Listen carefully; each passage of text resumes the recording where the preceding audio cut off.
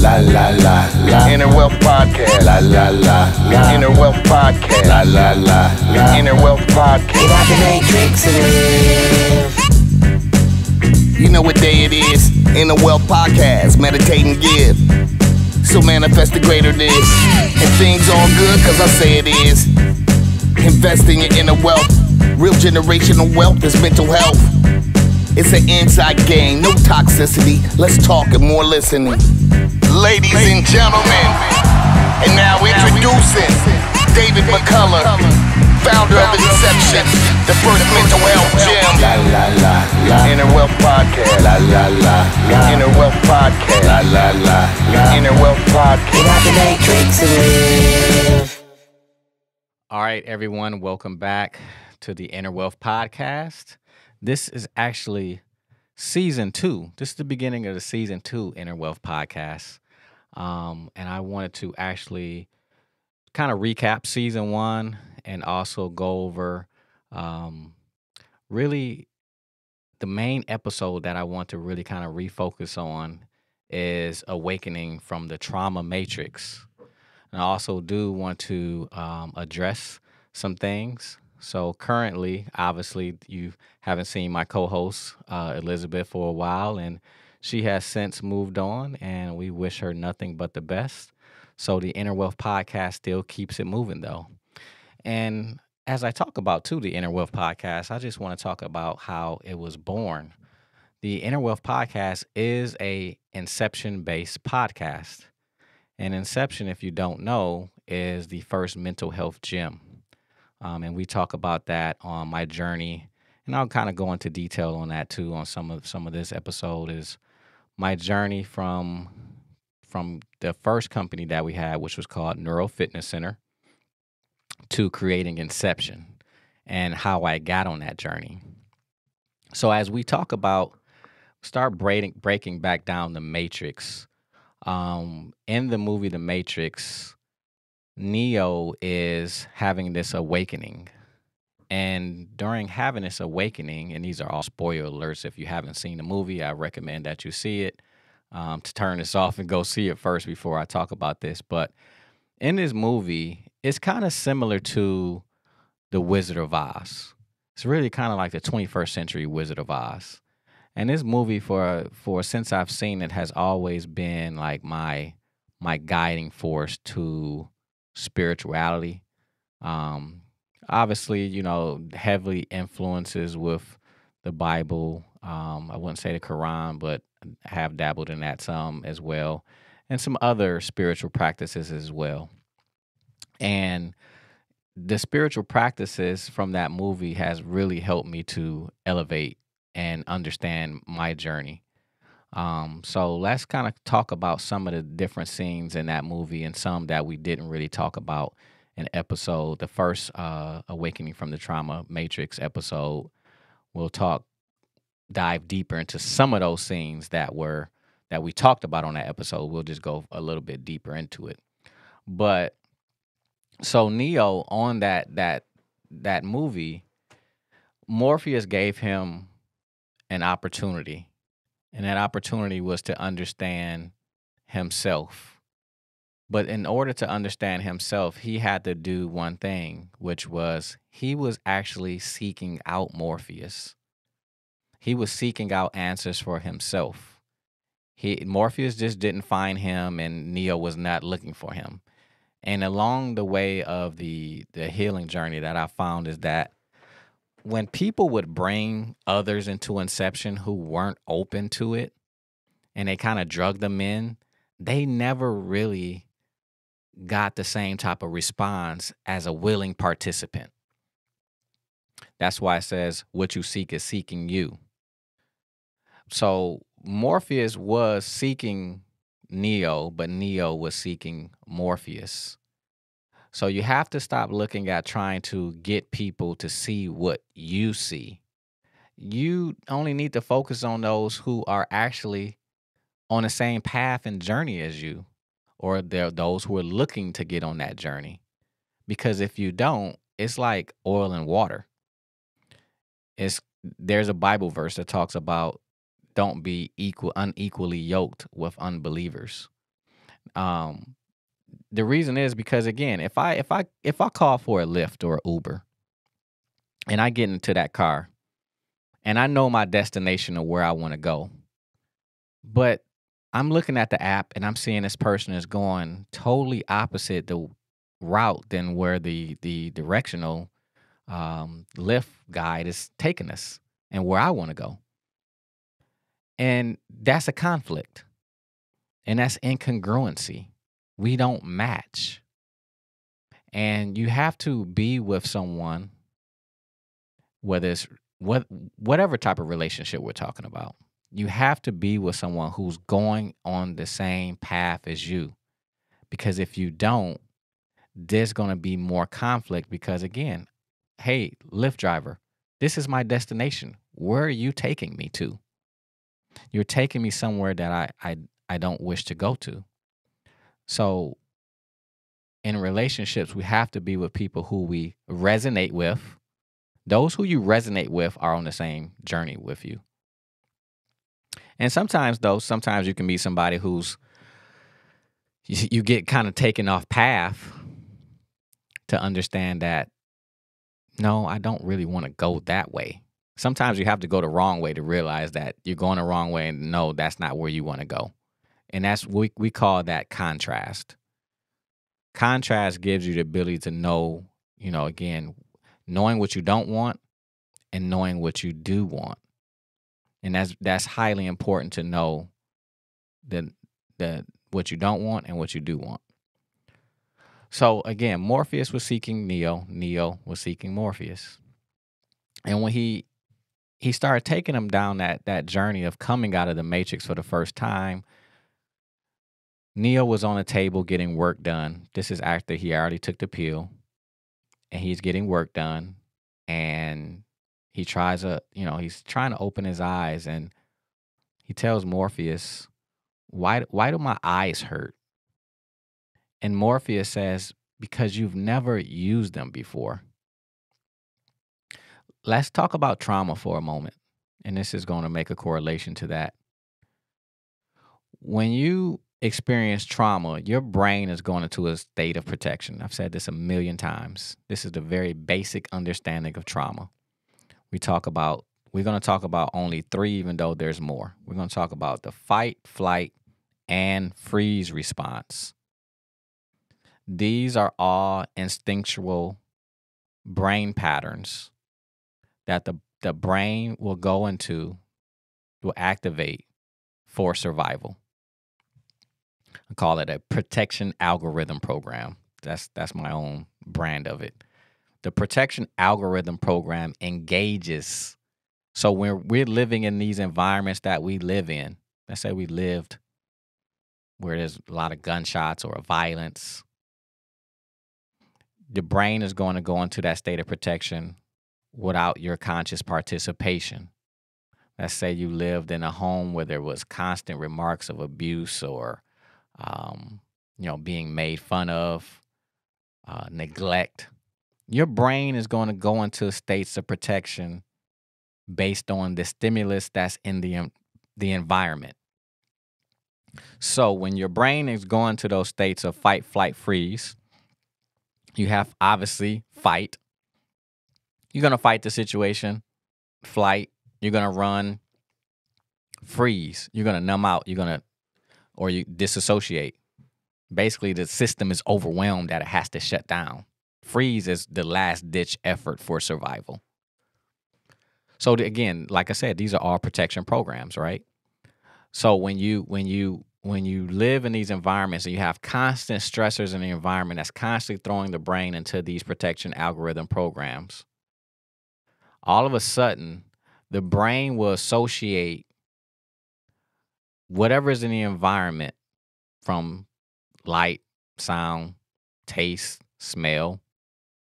So I say if you heard gunshots and it was very traumatic for you, what you heard, or you saw somebody shot, or you saw something just horrific happening, everything that happened in that environment at that time, the brain stored that in memory.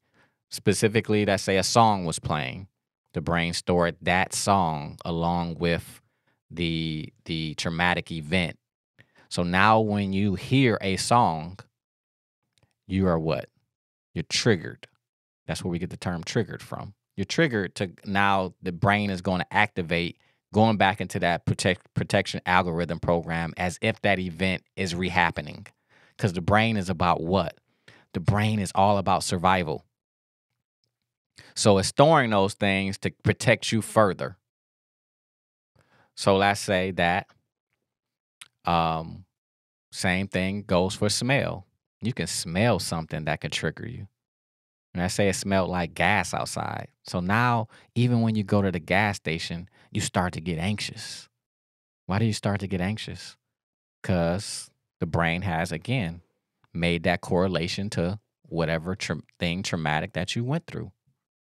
So you got the hearing aspect, you have the smelling aspect, and you also have, obviously, if you were tasting something, let's say if you were chewing on a piece of gum, at that point, you can possibly never like gum. Because, and I'll give you exact example. When I was younger, there was a woman on my street who gave me a banana. And turns out that banana was rotten. And I ended up having food poisoning. I remember being like probably 3 or 4 years old. And I remember being in excruciating pain and vomiting for a bit. And when you're at that age, 3, 4, that can be very traumatic to you. And it definitely was traumatic to me. So even though I've since worked through those traumas, I still don't like bananas. I can eat a banana, but it's not my go-to thing that I'm going to really go to. Right? Again, the brain still has a somewhat of association. I can look at them, I can pick them up, I can eat them, but it's not like something I really just want to. Oh, I just would love to have a banana. My mother, she cooks banana pudding. She makes them without the bananas for me. That's still, just this past holiday, they had banana pudding. Well, actually, they didn't have banana pudding. They had a fruit salad that had bananas. And the first thing I did was look at the banana and say, well, y'all got these bananas in here. So again, it's going back down to how trauma works and making these associations. So trauma can block you as you move forward in life in how you perceive things. So when you think about Neo telling Morpheus, why do my eyes hurt? He said, you never used them before. Because in that matrix, there was all a facade. It was non-reality. So when you're stuck in a trauma pattern, you can perceive things as threats. Like a banana, like a song, like a smell.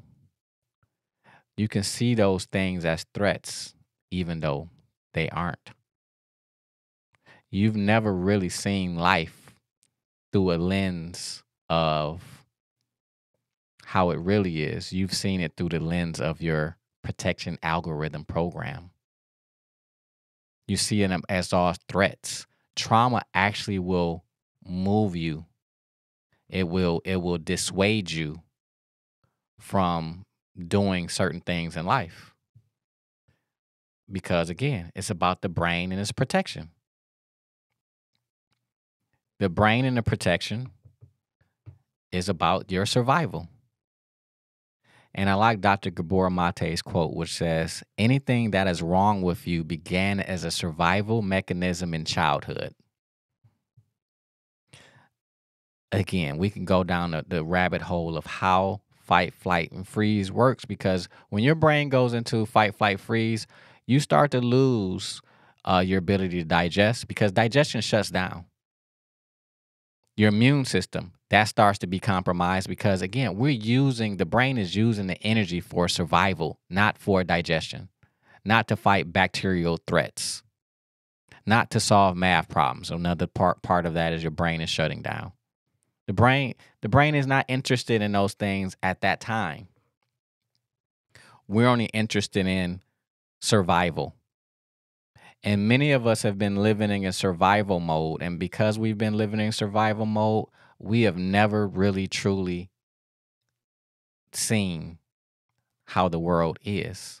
we only see that we're in danger. And Dr. Bruce Lipton talks about there's two states of operation in life, whether that's growth or protection.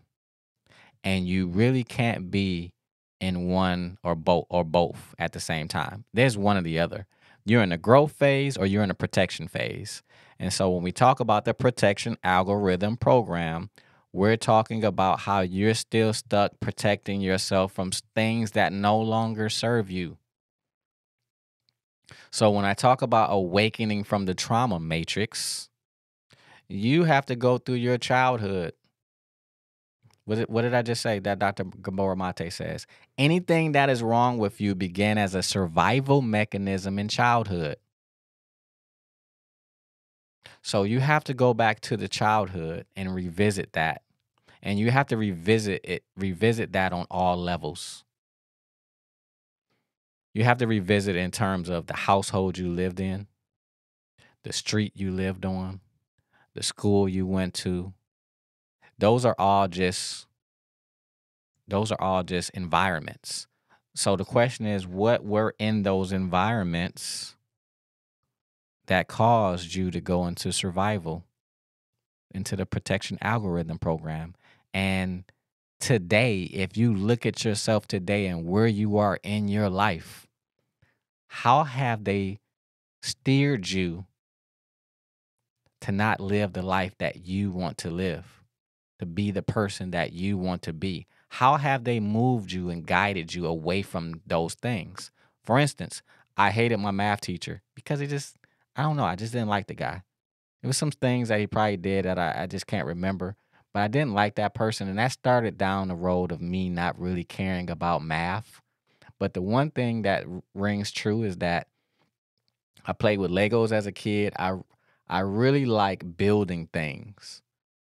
And if you go into Inception, again, that's our mental health gym. Me and my mom, we built Inception. And I built a whole nother location too. That's a whole nother story. That was not Inception based. It was a totally different brand, but had the same type of elements in it. But we took a floor plan out and we constructed that thing in terms of like doing the floor plan, working with the architect, picking out all the materials. We did I want to call it just interior design, but we not decorating, design. We designed the whole thing.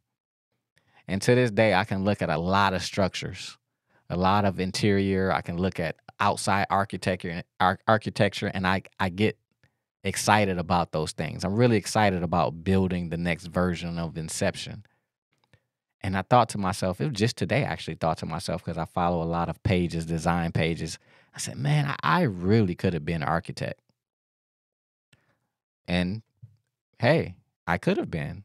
But you see how the trauma moves you away from something, because I felt threatened by a teacher that I had that moved me away from going down that journey.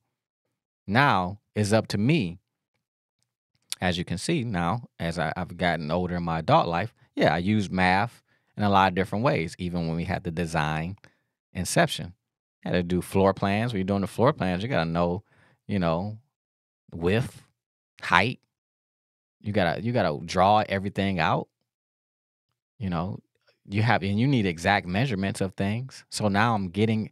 You see how when I began to heal my trauma, I start moving towards things that I was afraid of. It's because I'm actually starting to see life through a lens that doesn't have the trauma on it. So that's one scenario from that one scene. Like, you can go through the matrix and you can pick out little pieces of it, and you can go down a rabbit hole of each one of them. And that was just one of them. Hey, Morpheus, why does my eyes hurt? Sorry, you never used them before. You think that you're seeing life. You're seeing through a lens. But is that life? No, that's just a lens. And a lot of it is your protection algorithm lens. So let's continue on, where there's another scene where Morpheus tells Neo, he apologizes to him This is after, now again, I've said this probably on the very first awakening from the trauma matrix, but we'll dive deeper into it, is that Morpheus brought Neo out of the matrix with Neo's permission. He wanted to come out of the matrix. He wanted to see what that was. And he had a hard time realizing that what Morpheus was telling him, that what you knew to be life is a lie. That's not the truth. And what I just said about all these protection algorithm programs, when you can get the brain and the body to start to come out of that pattern, all of a sudden you don't just see the things that are the glory. No, you see a lot of grief because you've lived your life in a way that was conducive towards keeping you safe. But you can be now 30, 40, 50 years, but you've never lived your life the way that you wanted to live it. And there's grief associated with that. There's a lot of grief associated with, hey man, a lot of my behaviors and actions have been based on survival. It's been based on protection, not growth. Remember, we talked about Bruce Lipton. There's only two modes of living: protection and growth. And if you've been in protection, all of your behaviors, all of your purchases, all of your friendships, you've picked them out of protection, not out of growth. So how has that limited you? And sometimes, I mean, you can hear this message right now. You can start going down that in your mind. You say, man, the person I'm with currently, that I'm in a relationship with, was based on me being in a state of protection, not growth. And that's why you probably have a hard time with your relationship, or you feel suppressed in your relationship or oppressed in your relationship. Is because the relationship you chose, again, was based out of something that happened to you in your childhood. Our decision making is definitely altered by, again, our desire to protect ourselves. Because trauma is not what happens to you. Trauma is what happens inside of you. Trauma is about what's going on after the event took place. And what did I say happened after the event took place? You want to fight or flight or freeze or fawn. You moved out of social engagement and you moved into what they call sympathetic dominance, which is, again, fight mode, flight mode, or you moved into what's called dorsal. Dorsal is freeze. So now you're numb. You ever seen people where they have cuts on their arms? They're cutting themselves. Why are they cutting themselves? Because if they could just feel something. Why can't they feel something? Because freeze numbs you out. And a lot of people may not be to the degree that they're cutting themselves, but they can definitely be trying to feel in other ways. Maybe they'll go, I need to go and jump out of a plane. I'm not saying there's anything wrong with jumping on a plane, but to start looking at the behaviors of why you do things. You know, you need to do something. You need to be, again, we'll talk about it from a man's standpoint. I need to have a woman who activates me, bring me alive. Well, why aren't you alive? Maybe because you're in freeze.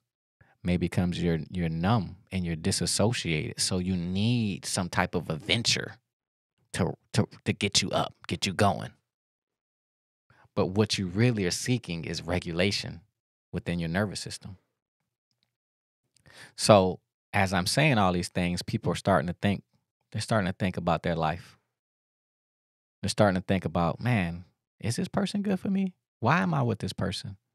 Oh, that makes sense. And when you start doing that, you have grief like Neo. Man, I used to eat at that coffee shop. And Morpheus says, no, you didn't need to eat at that coffee shop. In the Matrix, it didn't exist. There's grief associated with your past life. and the decision making that you've made.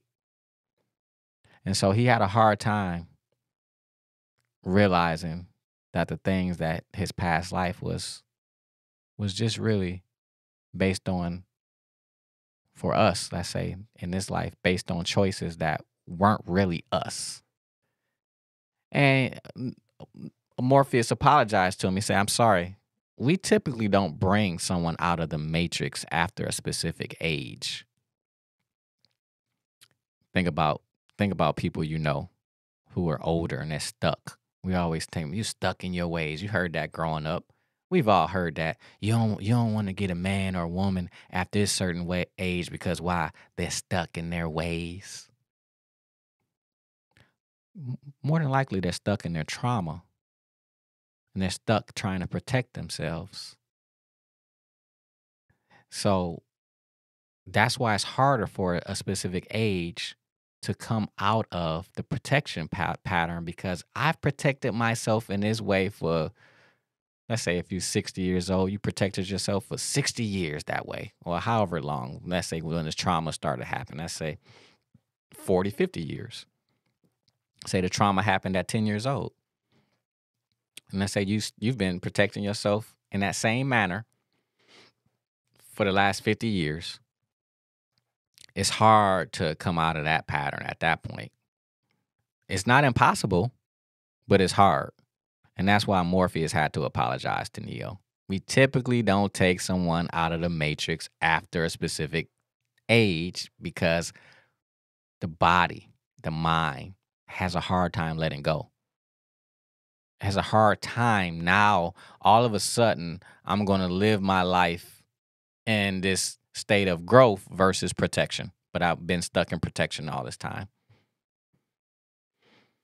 So that's that aspect of that part of the movie that always struck me and stood out when people talk about bringing certain, I'm going to bring my mom, I'm going to bring my dad to Inception. It's like, yeah, great, but make sure that they're one, doing what Morpheus did and Neo did. Make sure they're seeking for it. Not that you just want to bring them because you want them to change. They feel like they're good in their state of their protection algorithm program. I don't want to do anything different. I'm going to stay stuck here. That has nothing to do with your healing work. You got to do your own healing work. Don't worry about other people's healing work. Worry about your journey. Think about your journey. Mind your business. Minding your business. Your business is you. We even call it a business entity. You are a business entity. This is your business. This is your mind. Mind it. Focus on you. Focus on what you need to do. Your parents' healing won't heal you, nor will your spouse's healing heal you. Healing takes place on the inside of you and only you. So now let's go back to that. Let's go back to the movie. Let's go to the part where Neo is going to take, or actually Morpheus is taking Neo to see the Oracle. And again, I went through this on episode the first time. Let's revisit.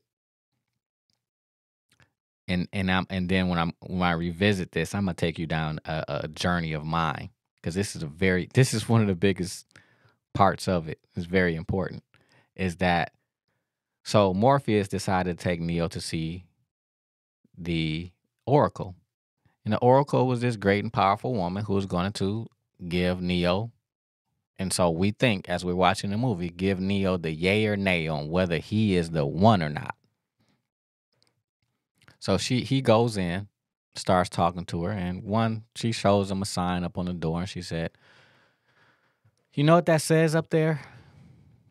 She says Latin. Stands for know thyself.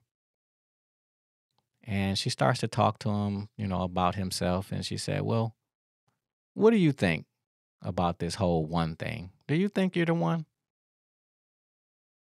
He said, basically he said, and let's paraphrase it, he says no. He doesn't really believe it. Actually, no, he didn't say no. He asked her that, and she started to say, "Well, listen, you look like you're looking for something, but no, no, you're not." And she really didn't tell him he wasn't. He just agreed with. He knew that he wasn't the one, which made sense. Remember what the sign on the door said: "Know thyself." So if he felt like he wasn't the one, then guess what? He wasn't. He wasn't the one. And then the journey began. The real journey began from there of finding himself. And so, in talking about that script, I want to, that scene, I want to go down a journey I had when I was probably 16, 17, where a friend of mine came to me and he brought me to this church, wanted me to go to this church with him. So we went to this church, and very non-denominational, Pentecostal-like church. They're doing things like speaking in tongues and prophesying and all of these different things. So I went to that church, and I was on my journey. I was seeking myself, kind of like Neo. I'm going down my rabbit hole, and I'm seeking. And I spent a lot of time at that church, and I had some good times. But then I really started to notice certain things within the church as I got older. Probably was there about 4 years. Very close to the pastor's sons. And as I'm at that church, I noticed it's like when I started to become like 19, 20, something clicked in me where I started thinking for myself. And as I started thinking for myself, I started questioning a lot of things that was being said to me. And they weren't really even biblical questions. They were more so just about behavioral things.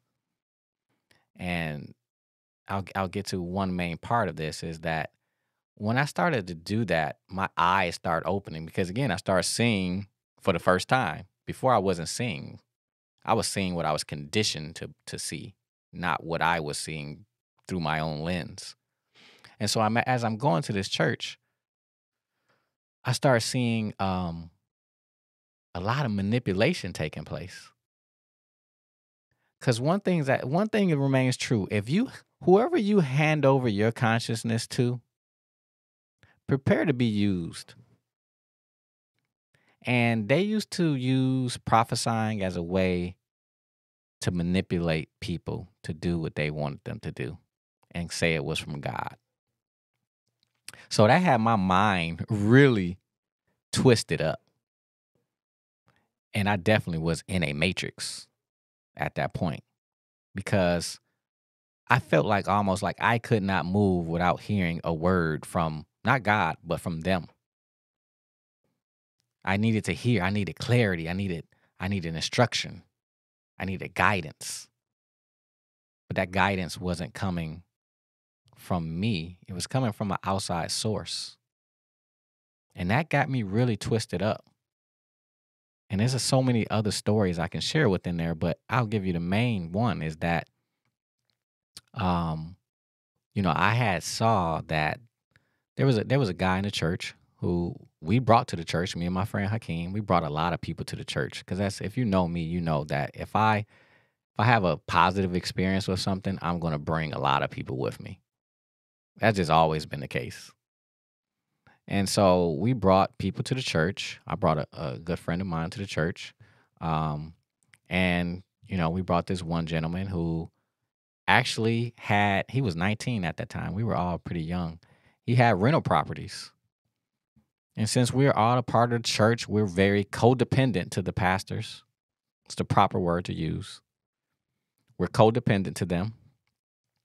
And we don't really have our own boundaries. And we don't have our own boundaries because we're codependent. So whatever they say they want, all they got to do is prophesy to us. We'll do it. We'll listen. We won't challenge it because we won't go inward ourselves and kind of figure out, is that what I want to do? So, because again, we're looking for external validation from these people. So his name is Will, who actually had these rental properties. He let the pastor stay in one of their rental properties for free for months. And at one point, Will and his wife had sent them a letter saying, "Hey, you got to leave the rental property. Like you've extended your time. Like your time is up. We need you to be out of this property at a specific time frame." Boy, did they get mad. They got mad at him and his wife to the point where they kicked him out of the church. They kicked him out of the church and they ostracized him. They had all of us turn on him because they spoke a message against him. Really, he's not welcome. He's cursed with a curse. And we're talking about people who this guy brought his own friends to the church that he grew up with, and guess what they did? They turned on him too. So I don't know the full story. At that time, I just know that, wow, that's what happened. And I'm just going along with it because, again, whoever you hand your consciousness over to, prepare to be used. And so I just went along with groupthink. Oh, that's what he did? Oh, wow. Okay, yeah. Like, go along with what they say, right? And then I started to really, again, the veil started to drop. The veil started to drop, and I'm getting older, and I'm starting to come into my own consciousness about myself. And my own consciousness to myself felt like that wasn't right. To the point where I had a dream. I had a dream that I was at my old high school. I was at St. Martin de Porres. And I remember I walked outside in the back and I saw Will. I saw the guy that kicked out of church. And, I was talking to him and I was just telling him, like, man, I didn't think what they did was right, whatever. And, and I tried to make amends with him. I tried to patch that up because I felt like that was done in error. So I had that dream, and you fast forward probably 2 months after I had that dream. I'm sitting at the barber shop, and me and my boy Hakeem is in the chair. He's getting his hair cut, and this is show you dating us. I had my next tail. He had his next tail. We used to chirp each other, the chirp chirp. So Will comes walking through the door. So I chirp him like, chirp, chirp, chirp, chirp. And he's looking at me like, man, what's up? And I point down like, hey, look who just walked in, Will.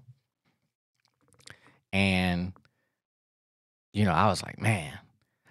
So I decided to get up and walk over to Will, and I apologized to him. At first, I just was like, what's up? How you doing? Whatever.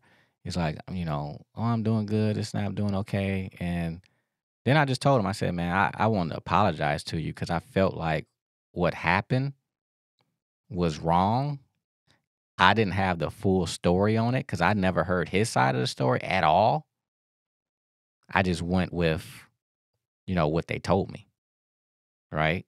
And so, again, I apologized to him, tried to make amends to him. Hakeem came over. We chopped it up with him. Hakeem apologized to him. And next, because Hakeem, again, God took me to the church. That's one of my good friends since I was 6 years old. So we hung out later that day. And I said, man, well, who are your friends? And he said, man, y'all was my friends. And I was like, shit. So whoever you hand your consciousness over to, prepare to be used. We went against this man and buried our own truth and knowing what's right and what's wrong because we let somebody else dictate how we should think and feel. And the reason why I'm telling this whole story is because it goes down to the Oracle and Neo. He wanted to be validated by her. The difference is the Oracle would not do it. She would not do it. She did not take him in and manipulate him and use him. She could have took him down a road and started to try to say, well, you think you're the one. Let me take you down here. First, you need to pay me, this amount of money. I can take you through the one training, right? No, she didn't do that. She simply told him what he needed to hear. See, because a good leader will always point you back to yourself. Because what's on the sign on the door in the kitchen of the oracle? Know thyself is up there. So after that event took place with Will, we never got back cool again to the point where we were hanging like we were used to or anything like that. Like that damage had really been done. That trauma had already been experienced for him, which sucked. But at least I know I did the right thing that I felt was to apologize to him. And not even probably a month after that, and I would probably have to do a whole episode just on spiritual abuse in the church. That's a whole episode. Because after that event, I remember talking to a friend of mine who went to the church with me, who I brought to the church, and I told her, I said, I saw Will and his wife, and I said, what they did to him wasn't right. And I said, I don't really care if they know that. And I don't know why I said that, because I don't think I expected her to go back and say anything to them, but I said that. It's like, I don't care. I know that was not right, what they did. Because you're talking about Will was 19, 20. I'm 20, 21, maybe 20, 21. We're 21 years old. We're kids. I look at 21-year-olds now. Y'all really kids compared to the kids that we were, because every generation is just like, we're not getting more emotionally intelligent. I don't think, I think we're going backwards. So at 21, they kicked this man out of church, and you talking about people in their 40s, close to 50. Like, you should know better. But they are just acting out of their own traumas. Very narcissistic. Narcissism comes from a lack of love from a household. So these are just cycles. And then you got the people who come codependent. You got a lot of people in leadership, not just church organizations, leadership organizations that are very narcissistic and are very abusive. And then you have the people who are codependent to them, who allow them to do it. See, narcissism has no power when you're not allowing that person to abuse you, because you have boundaries. And so I and Hakeem, at that point in time, we started to come into our own power of ourselves and know what's right or wrong and not agree with everything that you do. Just because you're a leader don't mean I have to agree with everything that you do.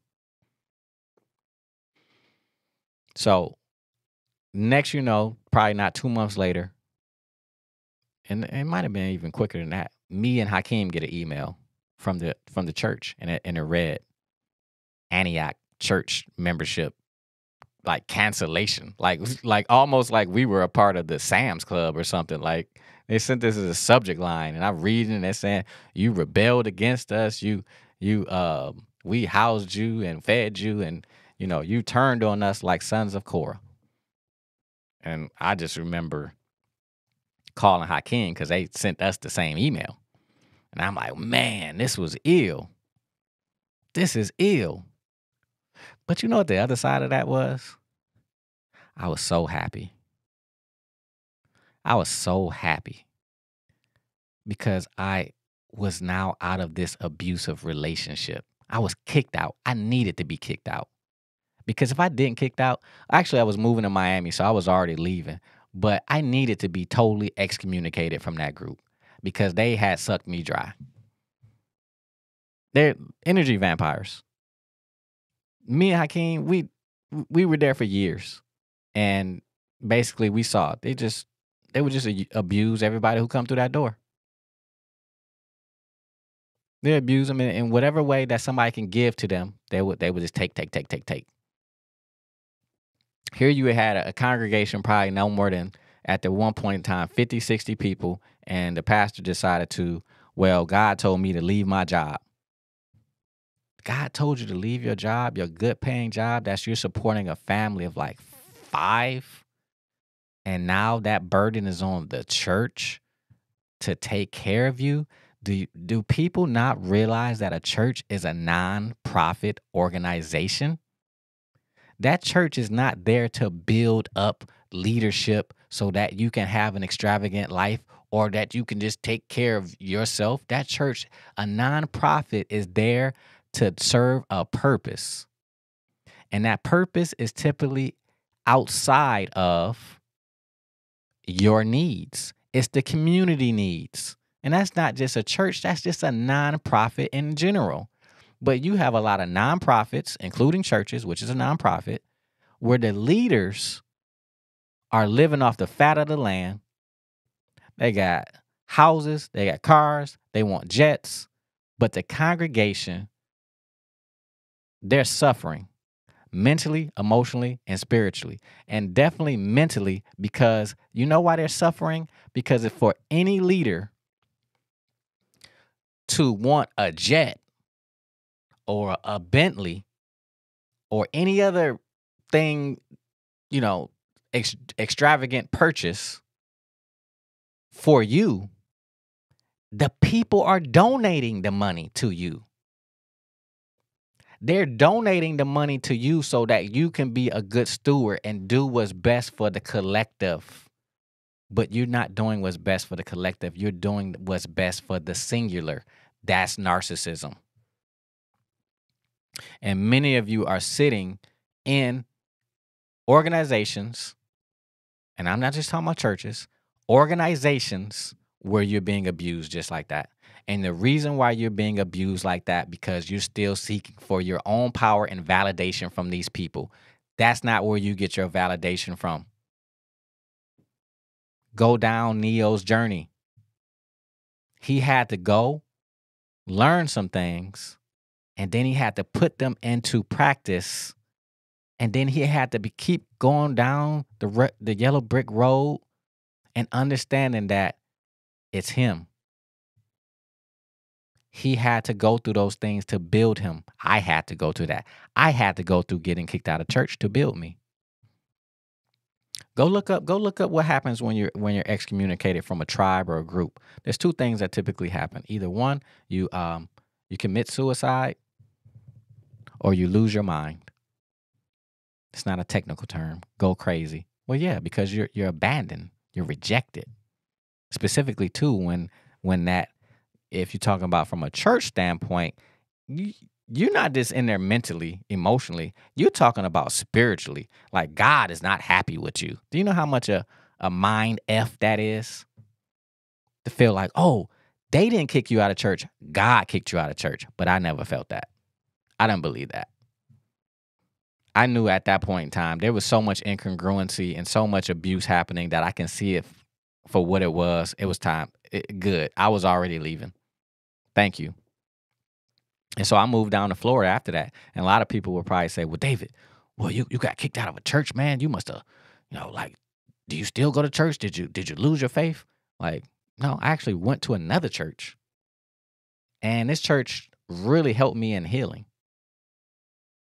It really helped me in healing. It was a lot more freedom. There was a lot of good connections and relationships. It was the relationships that helped me heal. I won't say it's the church. Because what do we keep saying? Oh, what is the church? Oh, it's the people. Oh, but no, it's the relationships. And there were a lot of relationships in that church. Pastor Bobby, Pastor Clarence, that helped me. Even Bishop, he helped me. They saw stuff in me, and they helped me bring out me. But at the same time, at every level, at different levels, the abuse or the manipulation, it was overt before. It was very overt. Like, you could see, anybody with a right mind can see, man, they abusing you. and one of my friend Hakeem, his dad saw that. He's like, man, they abusing you at that church. We ain't see that though, because we were younger.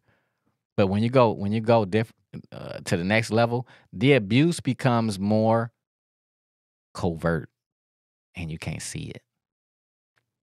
And I start seeing it more, not really for myself. I didn't really feel abused or manipulated at that next church. I mean, it was some things that I really didn't agree with, but it's they were kicking my a friend out who's a roommate of mine. They kicked him out of church, and they had a meeting, and we were at the meeting. Again, I'm at that point in time, I'm probably about 24, and I'm like, is this what they did to me when I was at the other church? Like they kicking him out? I was like, wow, this is not right. So I end up leaving that church.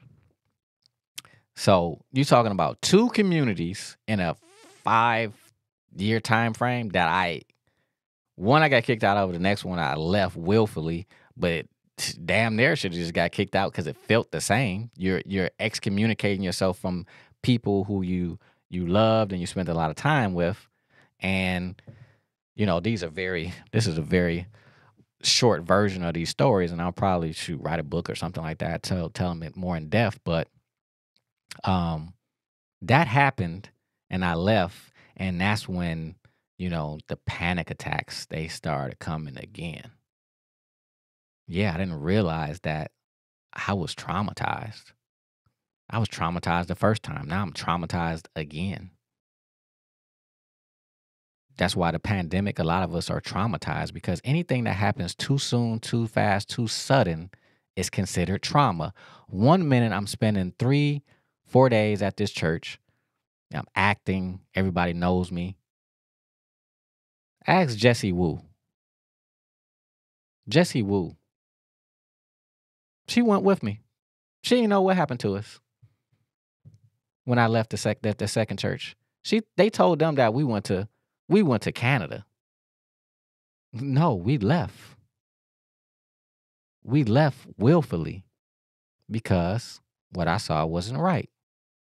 Now again, in hindsight, I can look back and see why they might have done what they done. But I'm like this, aren't we a church? Like, don't we supposed to be living above and be held to a certain standard? Shouldn't there be a certain code of ethics and conduct? I mean, we're supposed to be representing this force that's so good and mighty, and here we are, so egotistical and hurt. Why? Because we ain't healed our traumas. You can go to church and do all that singing and dancing you want, and I've seen it. You still got to do the mental emotional work. You still got to do the mental emotional work. I've never met so many passive aggressive Christians because you ain't done the work. You keep going to a Sunday church service thinking that listening to somebody read a scripture and song and dance is going to get it, and it's not. I've been there. I've seen it. I've seen all of y'all. I've worked with a lot of y'all. How y'all under leadership with a pastor can't even slow his mind down? He got racing mind thoughts. He don't sleep well at night. Well, how in the world do you think that this man is going to give you the word? And first of all, he ain't giving you the word. The word is in you. You're supposed to remove the blockages to being the word. I mean, look, again, I said on a previous podcast, you are life itself. I'm going down this whole rabbit hole because Neo in the Matrix, he had to get to the point where he saw what he was and who he was, and it didn't and couldn't come from anybody outside of him. Go look at Wizard of Oz, the man behind the curtain. Some of y'all pastors is the man behind the curtain. They just blowing smoke. That's not it. And all of them are that if you think that they're the ones that's going to get you connected to yourself. They won't. It's you. You are home. You only lived in one place. That's inside of your body. That's where the kingdom is. The kingdom of heaven. Seek ye the kingdom is inside of you. It's your whole body. You have 75 trillion cells in your body that's duplicating on a moment by moment basis. Think of how your body operates to keep you alive. This protection algorithm program that I'm talking about, that's encoded into your body. It's not a bad thing. The problem is when you're stuck. When you're stuck and now you can't see through the lens of life. You can't see through the proper lens. You see through the protection lens. So now you're overreacting on things, or now that, think about cancel culture. Everything that we say that's offense to people, we want to cancel them. Canceling them will not get rid of your triggers. You have to do the work. I'm not offended by anything some comic says or anybody says. That don't offend me. Racism in terms of somebody calling me a nigga or something like that I can care less about that. Like that don't do nothing for me. What I don't want you to do is try to block my opportunity. You can call me nigga all you want, but don't block me from getting a home loan. Don't block me from getting a business loan. Cause there's a difference between racism and prejudice. And we're all prejudiced. This is all mental emotional. And ain't no difference in any organization. There's mental emotional issues happening in every organization. There's narcissism, there's codependency in every organization. Our country is ran under a white supremacist, narcissistic system. And we, as black people, and now every other culture has their own thing, but I'm in this culture. I know this culture. We are codependent to it.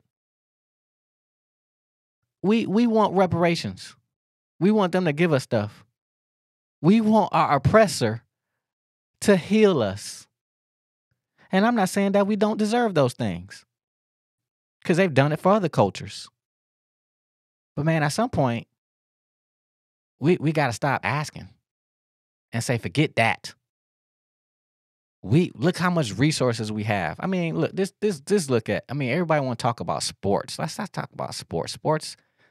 Sports is so small when it compares to what we collectively can do as a whole. But we can't do that collectively as a whole if we're stuck in the protection algorithm program. Because when you're stuck in the protection algorithm program, what did I say earlier? Oh, digestion. Oh, immunity. Oh, your basically your ability to use problem solving, concentration, and memory are all shut down. We think money is our issue. Money is just a resource. But where does our real resources take place? Inside your body. And you don't even have the resources within yourself because your resources are stuck, used for protection. And it's not until we can heal ourselves and get our resources back and stop looking for stuff outside of us to come and help us and heal us and save us that we will become the one. That's the message. Y'all do know a black woman wrote the Matrix, don't you? Again, Jesus said, even the least amongst you will do greater than me. So why we keep looking for stuff outside of us to help us? Yes, things outside of us will come to support us, for sure. They will. They happen all the time. I've been supported my whole life. But the support is worthless if I'm not seeking, if I'm not accepting.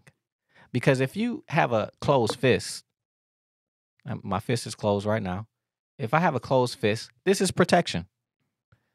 You can fight, you can defend, but you can't give, nor can you receive.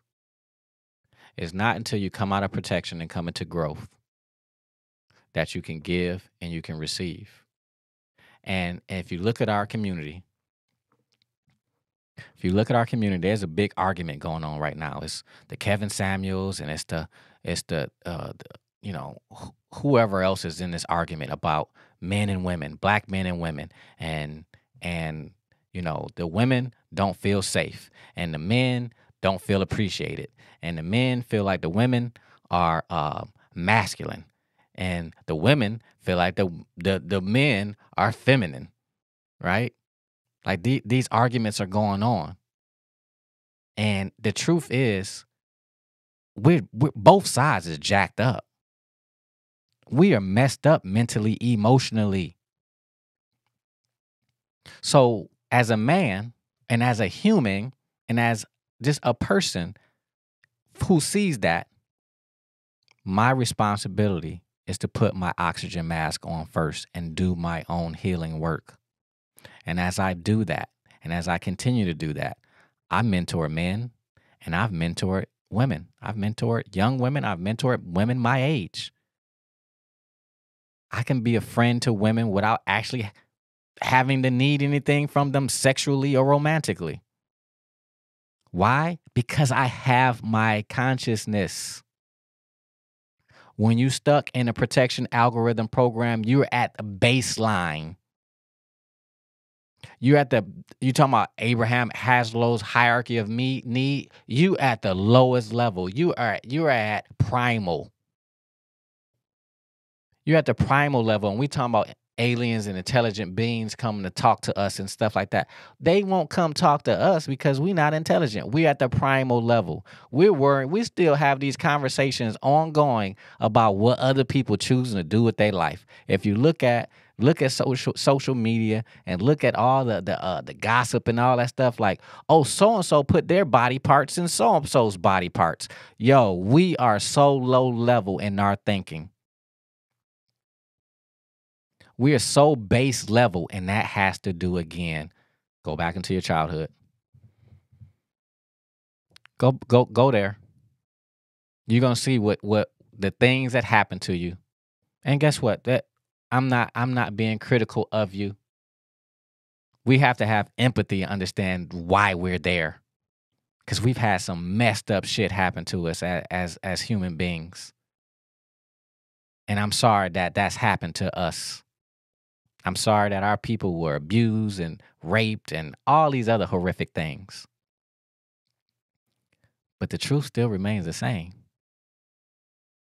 In order to move from post-traumatic stress, we have to do the work, the internal work. We need to seek out therapists. We need to start to take out all the toxicity in our environments. I'm talking about from stuff we put in our bodies, stuff we put onto our bodies. We have to reduce the stimulus, and we have to start seeking within ourselves to tap into that kingdom, to know that we are the one. We are the one that we've been waiting for. I mean, is that heresy coming from a Christian perspective? That's new agey. That don't sound like the Bible.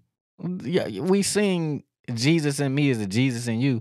Where's Jesus at? He's in the inside of me. So why are you seeking outside of you then? If that's your truth, then why are you seeking outside of you? The kingdom of heaven is within. Again, what did I say about your body? Think about how much your body does just to protect you and to keep you alive. It's doing the bulk of the work, and we don't even support it. We destroy it. This is the temple, right? And we destroy the temple, but yet we go build external buildings.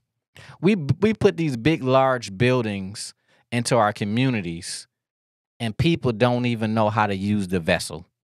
People don't even know how to really create and to manifest and to be on purpose, get in purpose. Everybody's purpose is, inside of them. But the thing that blocks you from your purpose is what? Your protection. So that's the whole movie, The Matrix. That's what we're talking about here. And that's why I built Inception. I built it first for me. I'm telling you, I'm doing the work. That doesn't mean that I don't have anxiety or I don't experience anxiety or depression or sadness or grief. Like, here's another quote from Dr. Gabor Mate. No society can understand itself without looking at its shadow side. Our biggest issue as a culture is that we want to hide our, horrific side of us. We all have it. We're all a hero and a villain to somebody. We've all villainized somebody. We've all been a hero to somebody. And in life, you're going to lose too. Like, and you're going to fail. Like this idea, I mean, from the time you go to school as a kid, you're conditioned that, oh, I don't want to raise my hand because if I raise my hand, I get the problem wrong, then I'm going to be made fun of and criticized. So then what happens? The protection algorithm program kicks on. So you never decide to raise your hand because you got a problem wrong once. And now that you got the problem wrong once, you will never want to feel wrong again or corrected again or embarrassed again. That's why a lot of people, you'll come onto the YouTube channel and you'll go in the comments and everybody's YouTube channel, you'll go into the comments and you'll talk shit and you'll, make fun of and all these different things. But where your YouTube channel at? Where you at on camera? Oh, you just hiding behind a keyboard because maybe you were that person who got the questions wrong. And all you want to do is inflict pain because pain was inflicted upon you. And I understand that. Doesn't make it right. That's the thing about life. That's the thing about empathy. Understand that we are, if we just have empathy for each other and understand why we're in pain, understand why we're projecting and inflicting pain on each other, it doesn't make it right just because you understand it. It just gives us the ability to understand. Like, man, I see why you're doing that. And that understanding for that person creates change for that person. But see, you can't give empathy when you ain't doing the work. You got to do the work. And it's not just inception. Like I said, there's a lot of different tools to doing the work.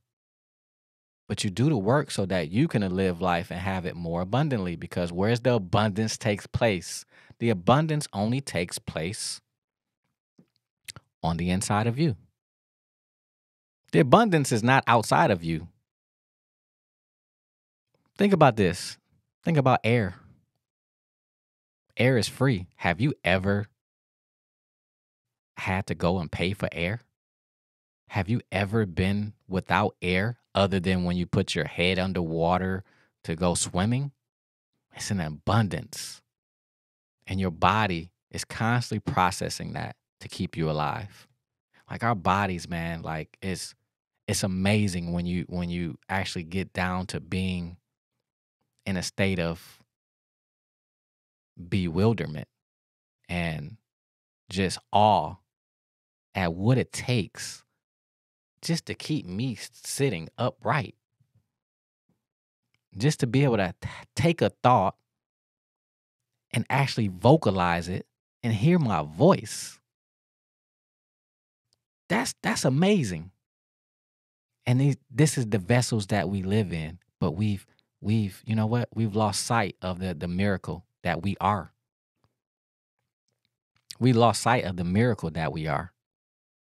And now we caught in a capitalistic system where the miracle is you got a Bentley. Ooh, look at this piece of machinery I'm riding around in, and all those things are cool. I like to look at people's creations, but I'm not attached to those things like they really mean something. Because once you have health challenges and you've overcome health challenges, none of that stuff really even matters to you like that.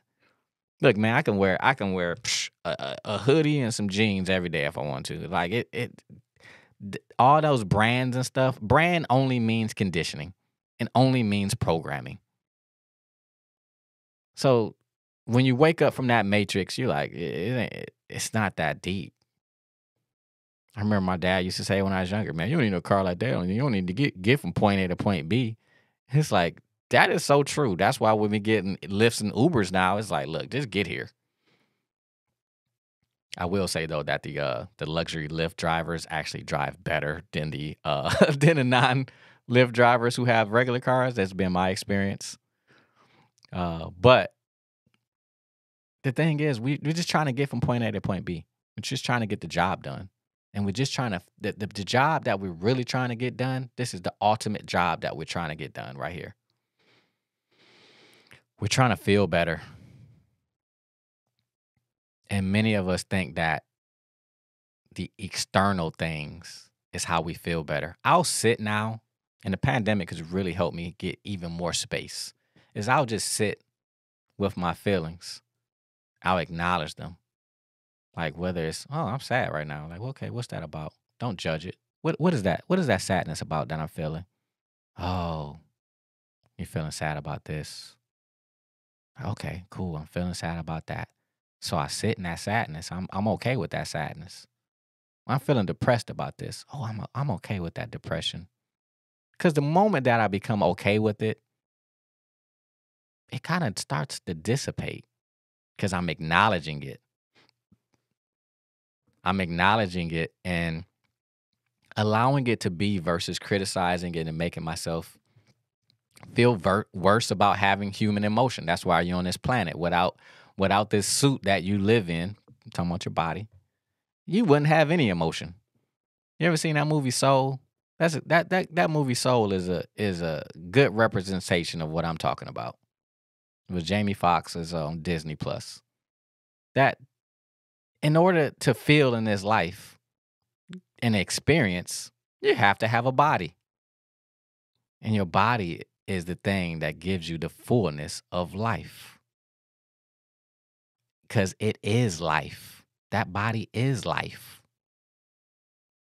So, in awakening from the trauma matrix, you have to become in tune back to the vessel that you live in. Maximize it. Get the best out of it. Like literally, we don't spend money on ourselves. We spend money on external stuff to give us a quick little dopamine hit, you know. And this new matrix that's been created, which is the internet, that is a synthetic version of living and life. But the true version is in the avatar that you already inhabit and live in. So, in closing, I only went through one piece of this, which was back to the story of the oracle, and went down my whole journey. And there's one part of this too that's very important. After I end up leaving the second church, I think I was 24, 25.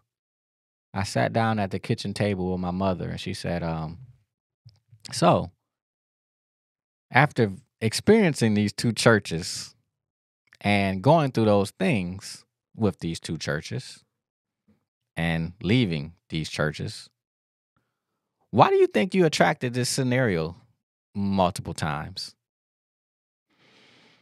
And I said, because I was seeking something outside of myself, and I felt like I needed leadership and validation. I needed somebody to validate me.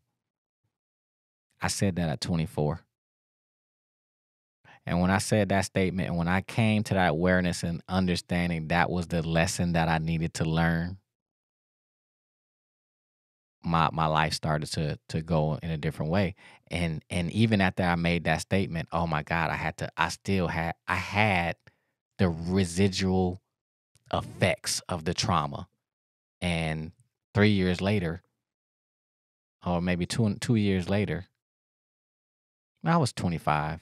I was 25 when it happened. So 2 years later, I had moved back to Michigan. I was living in South Florida, which was another shocker to my system, right? Then my mother and father were going through a divorce.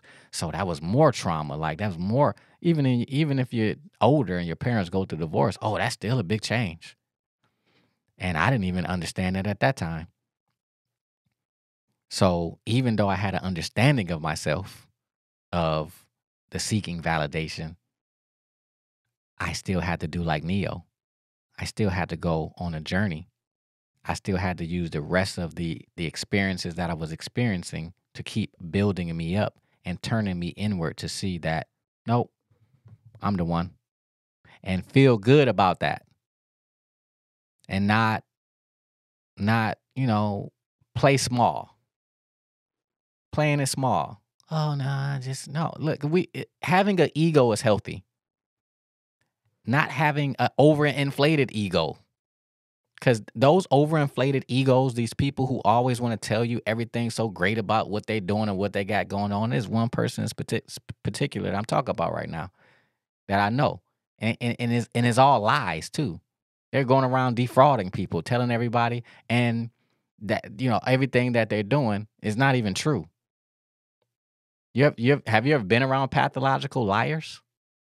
Like, these are the type of people who was even in the church with us when I'm 21. These are people who are around us. This is how I'm able to see those patterns. Like, why are they building themselves up to be so grandiose like that? Why do they feel the need to just come out and tell you everything that they're doing? I'm doing this, I'm doing that. Oh, no. It's like, oh, I see. Because you're so empty.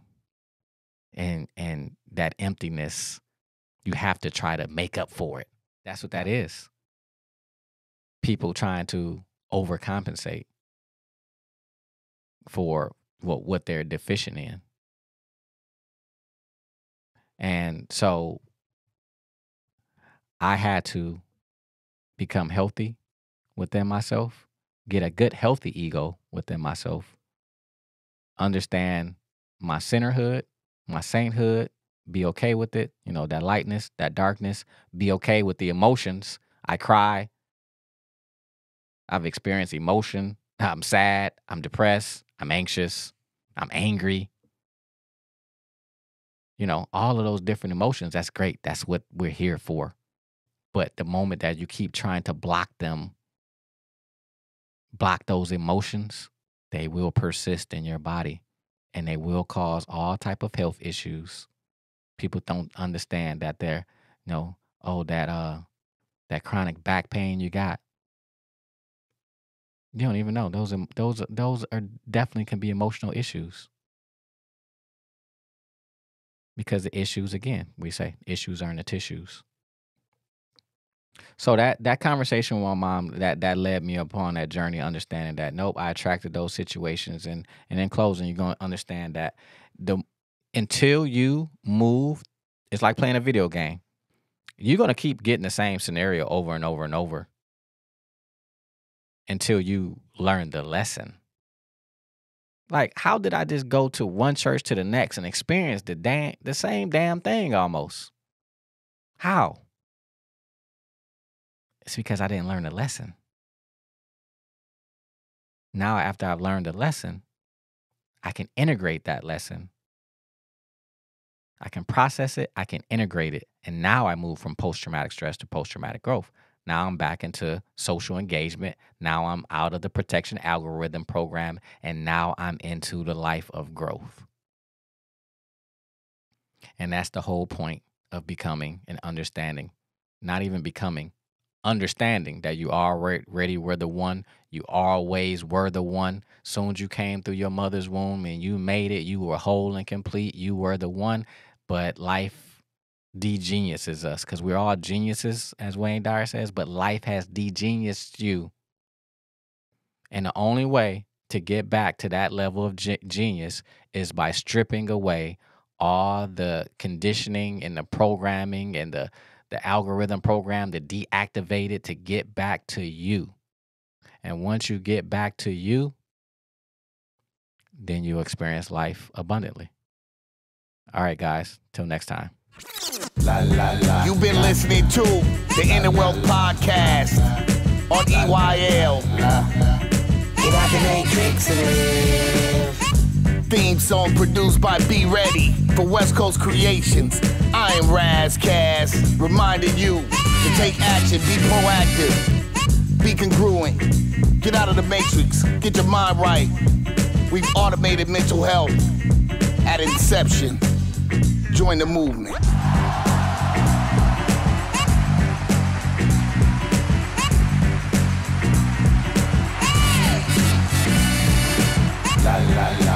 Inner Wealth Podcast. Inner Wealth Podcast. Inner Wealth Podcast. Get out the matrix and live.